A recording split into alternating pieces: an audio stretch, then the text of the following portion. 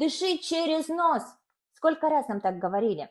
Так почему же важно дышать носом?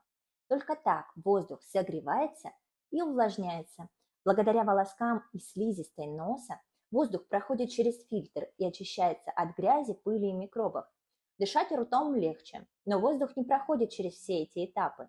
Кроме того, он не достигает отдаленных отделов легких. Частое дыхание через рот может стать причиной недостатка кислорода в крови и увеличивает риск инфекций дыхательных путей. Дышите носом. Учите это делать детей. И пусть носики будут чистыми. Меня зовут Анна Ильина, я врач-пульмонолог. Тут про здоровье дыхательных путей.